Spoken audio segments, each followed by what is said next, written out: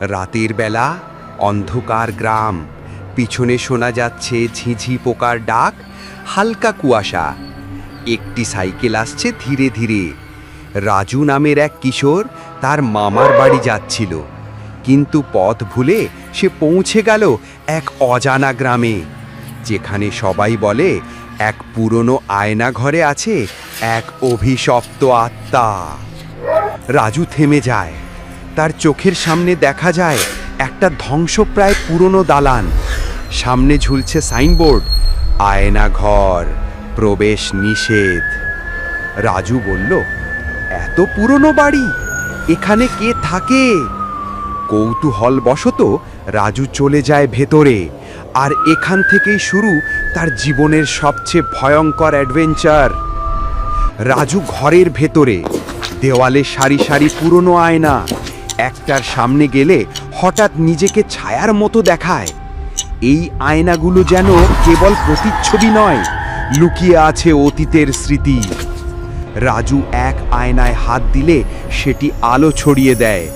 হঠাৎ সে আরেক জগতে, অতীতের সেই বাড়ি যেখানে সবকিছু উজ্জ্বল, কিন্তু কেউ তাকে দেখতে পাচ্ছে না।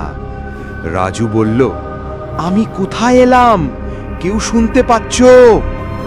হঠাৎ এক অদ্ভুত গলার আওয়াজ, এক মেয়ে আত্মা কাঁদছে। ভৌতিক কণ্ঠী মেয়েটি বলল, আমার প্রতিশ্রুতি রাখা হয়নি, আয়না আমাকে বন্দি করে রেখেছে। এই মেয়ে এক সময় এখানে বাস করত। এক দুর্ঘটনায় সে মারা যায়, কিন্তু তার আত্মা আটকে যায় আয়নায়। রাজু জানে তাকে মুক্ত করতে হবে। সে খুঁজে বের করে একটি সোনালী চাবি। রাজু আয়নার পেছনে গোপন দরজা খুঁজে পায়। সে চাবি ঢুকিয়ে দরজা খোলে। দেখা যায় অনেক আয়না যেখানে আত্মারা আটকে আছে। রাজু বলল, আমি তোমাদের মুক্ত করব। আয়নাগুলো ভেঙে পড়ে, হালকা আলো ছড়িয়ে পড়ে, আত্মারা ধীরে ধীরে উড়ে যায় আকাশে। ভৌতিক কণ্ঠে মেয়েটি বলল, ধন্যবাদ রাজু, তুমি সাহসী। রাজু আবার ফিরে আসে তার পৃথিবীতে। ঘড়ির কাঁটা আবার চলছে। বাইরে সকাল হয়েছে। রাজুর সাহস আর মনোবলের জন্য আত্মারা পেল মুক্তি, আর আয়নাঘর আজ আবার নীরব। রাজু হেঁটে চলে যাচ্ছে গ্রামের পথ ধরে। পেছনে আয়নাঘরের দরজা বন্ধ হয়ে যাচ্ছে নিজে নিজেই। কখনো কৌতূহলকে থামিও না, কারণ প্রতিটি রহস্যের পেছনে আছে এক অজানা সত্য।